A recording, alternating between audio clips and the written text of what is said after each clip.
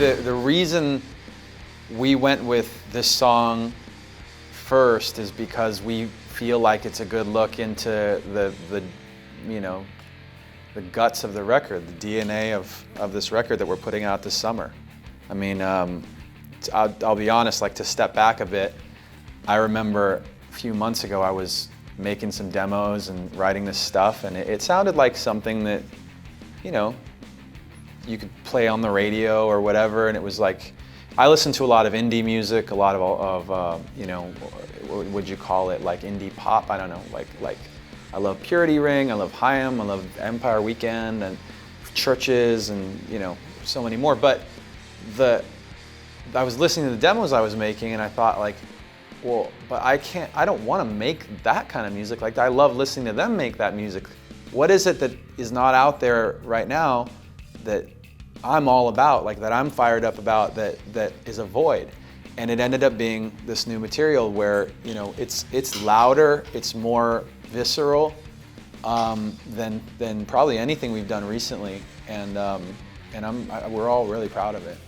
When we were in the studio working on the track, it was like we got to we had written, basically it's a 6-minute song, and we had gotten to the bridge section in the middle, and kind of, you know, I'd written it for like a rap section or something of that nature, and at a certain point I thought, like, I want to do something that people is just going to be so surprising. Like, I really want to catch people at this moment, and I can come up with a flow that, or like something about my verse could be really different, but can we even go more, like, can we surprise people even more than that? And that's when I was like, well, you know, maybe we could get a guest, like, I mean, I don't know, like, it'd be a dream to get somebody like Rakim on the track.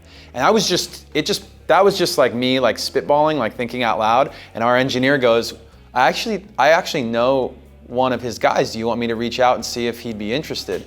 Long story short, a couple weeks later, I'm literally on the phone with Rakim, and I'm freaking out. Like, that's like one of my idols, you know?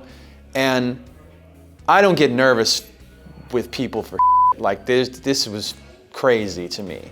And he's talking about how he's a fan of Linkin Park, and he's naming songs of ours, talking about his kids love us and stuff.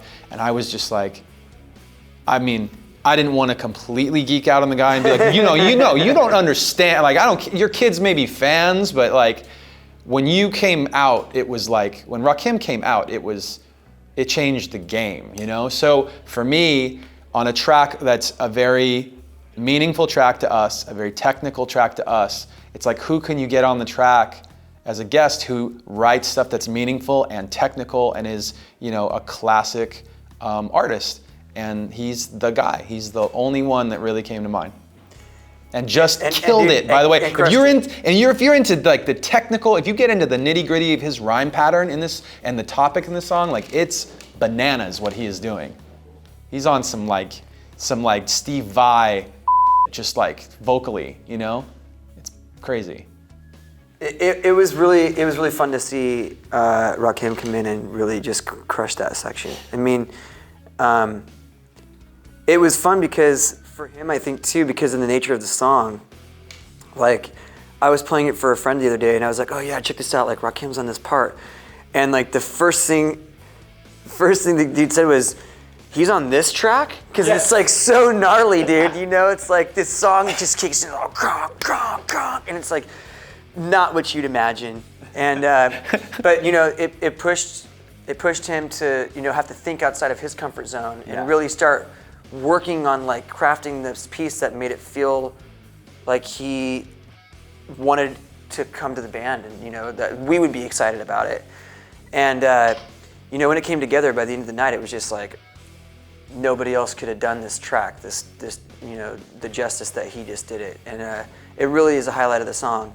And I think, you know, it's another way that, you know, we are gonna be able to throw this track out and kind of have people, you know, surprised by what we're delivering.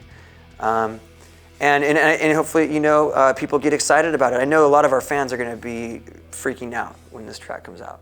One thing that I really kind of honed in on, like zeroed in on in the very beginning, was that there are records that I grew up on, like The Shape of Punk to Come by Refused, and bands like, I missed the hardcore movement like when it happened, but I got onto it later, like bands like Gorilla Biscuits and Inside Out and Undertow, there, I mean, I could keep going, but there's an energy and like an aggression and a meaning, like this attitude that I've got something to say and I need to get this out, you know?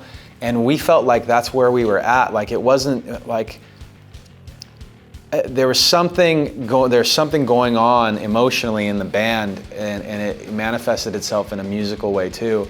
It wasn't just lyrics, it was in the music too, where we just needed this like outlet for this like really high energy thing.